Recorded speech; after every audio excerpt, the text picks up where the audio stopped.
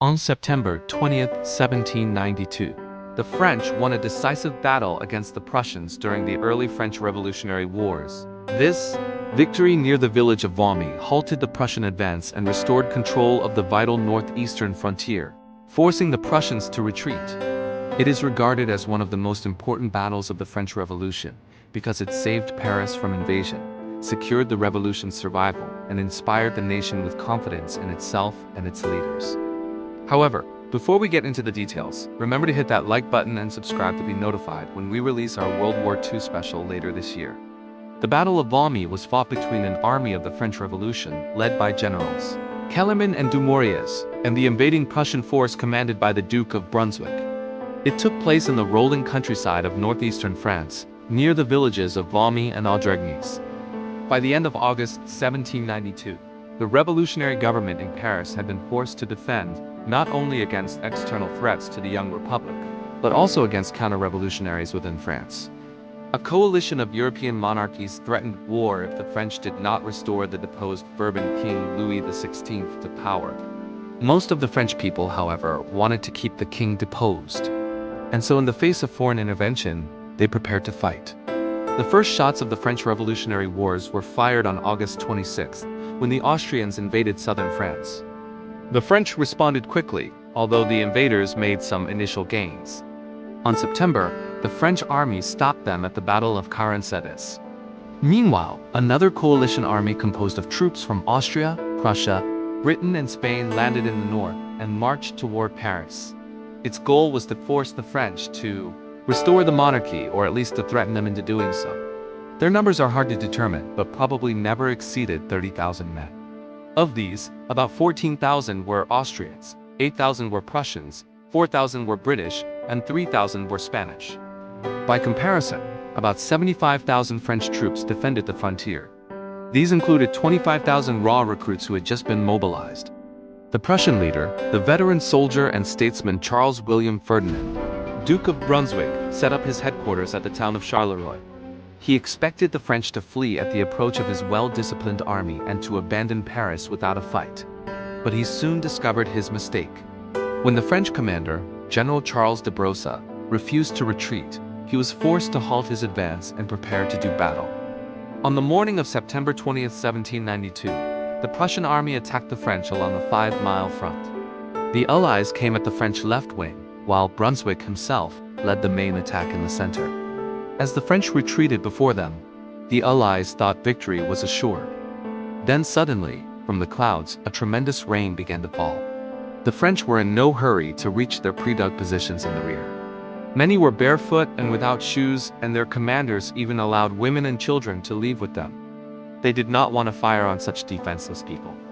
So the Allies hesitated, and by the time they reached their defensive positions, the rain had soaked both them and their gunpowder supplies. In spite of their good training and high morale, the Allies could not stand up to the French artillery fire. For 2 hours, the Prussians bombarded the French lines. Now exhausted and drenched to the bone, they too had to take shelter. The French artillery now took over and smashed the Allied guns. As the Allied infantry tried to close with the enemy, the French gunners deliberately fired over their heads to drive them back. Again, the Allies became stuck, unable to advance because of the wet terrain. As the day wore on, the French slowly pushed the Allies back from their positions. At 4 o'clock in the afternoon, the Prussians broke and ran. They abandoned thousands of weapons, 200 officers, and many wounded soldiers on the field. General Dumouriez rode through his camp giving orders to pursue the retreating Prussians. His own soldiers begged him to let them rest first. They had been through a lot of stress during the battle, and they needed to catch their breath. But Dumouriez knew that if he didn't press home his advantage, the Prussians would recover and regroup. As night fell, the French were still pursuing the fleeing enemy. After his defeat at Valmy, the Duke of Brunswick fell back to the town of Audregnies, where he again attempted to rally his demoralized troops. He was unable to repair his damaged guns. No blacksmith among the Allied troops could strike a hot musket ball. Even the most trivial repairs required more heat than a single soldier could generate. So the Duke ordered a general retreat to the fortified town of Charleroi, where he hoped to regroup and resume the offensive once his supplies had been replenished. Unfortunately for the Duke of Brunswick, the French pursued him all the way to the gates of Charleroi. and compelled him to beat a hasty retreat. From there, he and his army withdrew to the Sambre River. Brunswick then asked the French for permission to send the non-combatants among the wounded and sick soldiers home. In return, he offered to exchange prisoners and allow French citizens captured with the wounded to depart with the Allied army.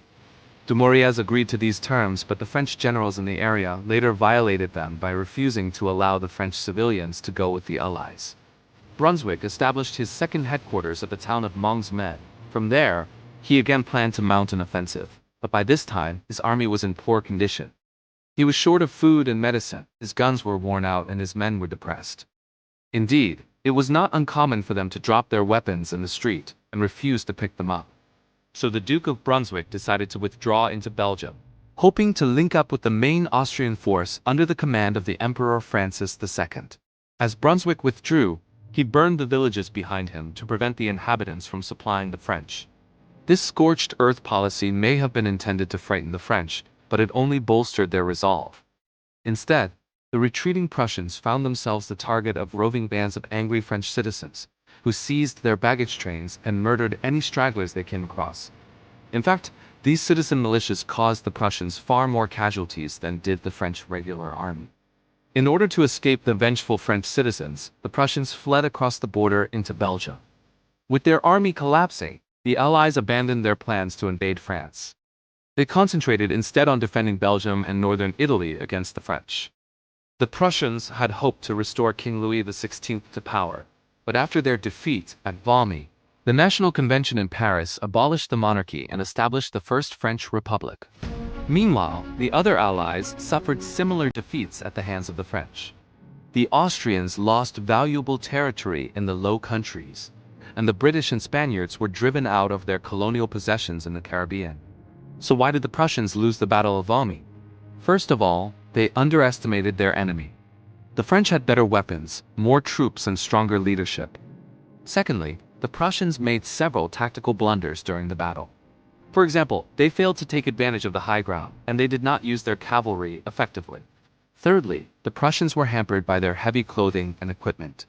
They wore elaborate uniforms and carried cumbersome rifles, while the French were dressed in simple clothes and armed with quick-firing muskets. Finally, the Prussians were weakened by internal divisions. Many of them were mercenaries who fought for the highest bidder. They had no loyalty to the Prussian king and cared little about the outcome of the battle. What were the consequences of the Battle of Valmy? First of all, it ended the Prussian threat to Paris. This gave the French time to consolidate their power and prepare for future conflicts. Secondly, it inspired the French people with confidence in themselves and their leaders. The victory at Valmy was seen as a triumph of the revolution, and it helped to turn the French into a truly national army. Finally, it led to the end of the French monarchy. After the battle, the National Convention in Paris abolished the monarchy and proclaimed France a republic.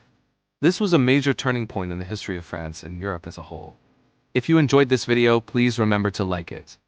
You can also subscribe to learn more about the French Revolution. Thank you for watching.